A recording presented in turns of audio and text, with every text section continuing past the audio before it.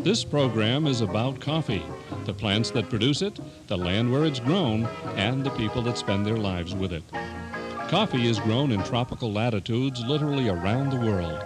Each region uses different production techniques and milling processes to grow one or more of the several varieties of coffee. We will explore the methods used to grow and mill high-grown, washed Costa Rican coffee. More specifically, this is about Hacienda La Minita, found in the high mountainous region of Tarasú in central Costa Rica. The plantation is located on a mountain spur and bordered by two rivers that converge at its western base. Although there is a section of plantation that approaches 6,000 feet in altitude, the central block lies between 3,750 feet and 5,000 feet. There are currently 474 acres of coffee in production. The plantation produces one crop per year, and we will follow it from bud to export bag.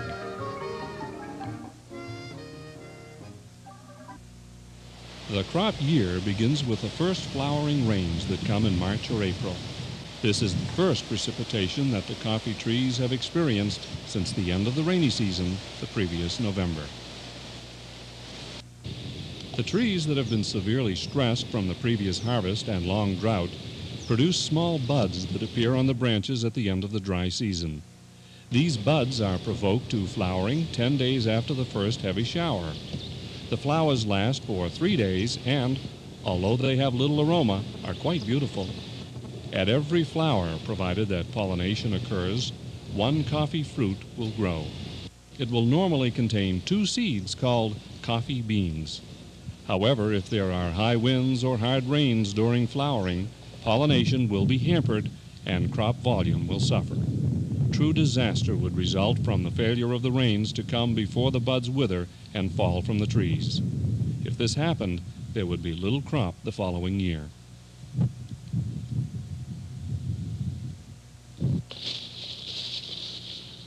The first rains also signal the beginning of the year's agricultural activity. The physically demanding and often dangerous farm work is done in the bright, clear mornings before the usual tropical downpours develop in the afternoons. All of the shade trees, which are planted in a grid throughout the plantation, are pruned as soon as the rains begin. The broad leaves of the paro tree that have sheltered the coffee plants from the harsh sun of the dry season must be removed to allow sunlight to reach the coffee during the growing season of the rains.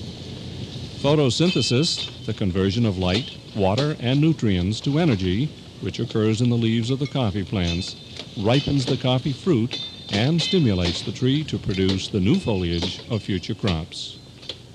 Unfortunately, the high humidity that is important to growth during the rainy season also creates an auspicious environment for certain coffee diseases. Getting sunlight to the coffee plants is excellent corrective therapy.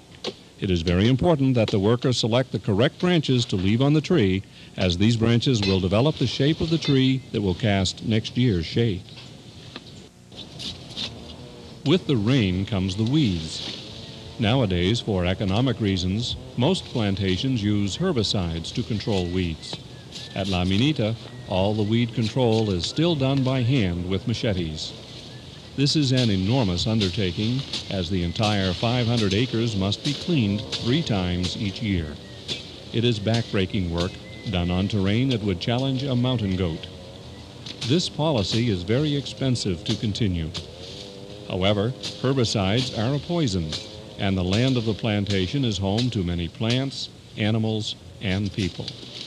Much of this work is contracted, so hand cleaning also provides a source of employment for the surrounding population. Also, management believes that while herbicide controls the weeds, it also significantly weakens the coffee plants. Therefore, some of the high cost of hand cleaning is recovered in the increased yield brought about by a healthier plantation. An added but not insignificant benefit is a consumer product free from contaminants.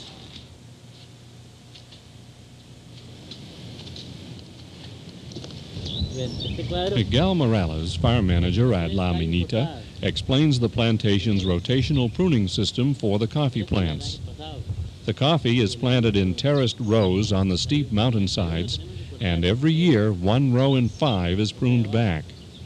After some years of production, a coffee plant's yield begins to decline and it must be pruned. This system allows for dense populations that produce a high yield. Constant renovation of the plantation prevents boom and bust cycles, or high and low production that would make operating an orderly business impossible.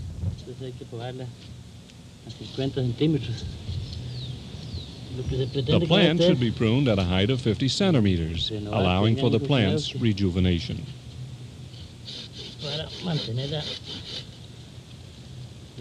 This keeps the plantation in good condition. It's a simple procedure. The remaining branches are left and help to replace lost production while the plant is growing new foliage.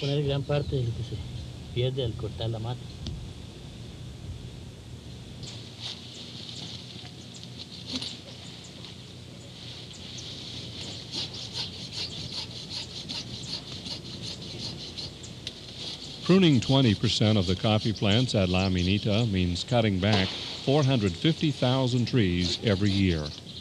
There are many pruning systems that range from pruning individually selected trees to a sort of scorched earth method of cutting back everything. There's even one method called rock and roll. Choosing a pruning system that is correct for a specific plantation is critical, for having been initiated, it will influence production for years, even if quickly abandoned once proven to be unsatisfactory.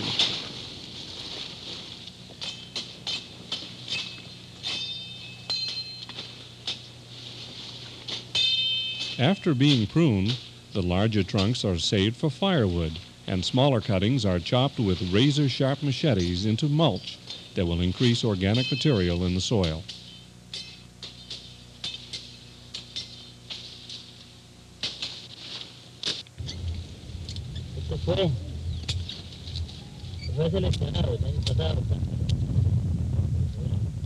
Only the best and most experienced workers are given the job of selecting the new primary shoots.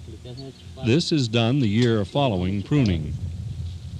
It is a time-consuming job, but as Miguel explains, very important, because it determines the future shape of the plant, thereby greatly influencing production.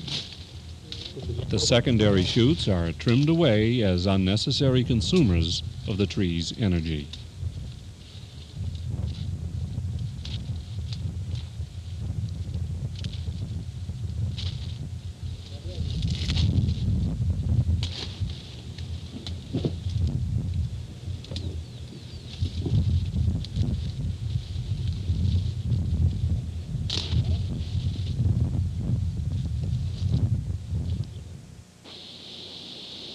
An enormous amount of water falls on the plantation during the rainy season.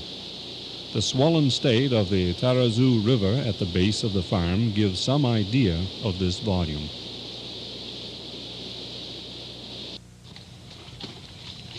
There is considerable work to be done controlling erosion. This includes keeping the watercourse system open and re-terracing the coffee trees. Not using herbicides to control weeds is also a great help in preventing soil loss. Road maintenance is also complicated by the rain. There are more than 30 kilometers of internal farm roads that must be kept usable throughout the year. The men spend many hours ditching and repairing the roads.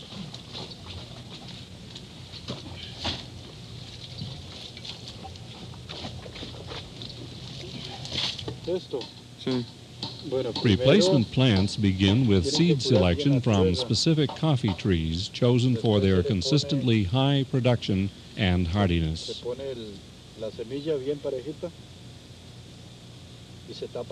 After preparing the earth and building a shade cover of thatch, the seed is laid out evenly and covered with about 2 inches of rich soil, or even better, river silt.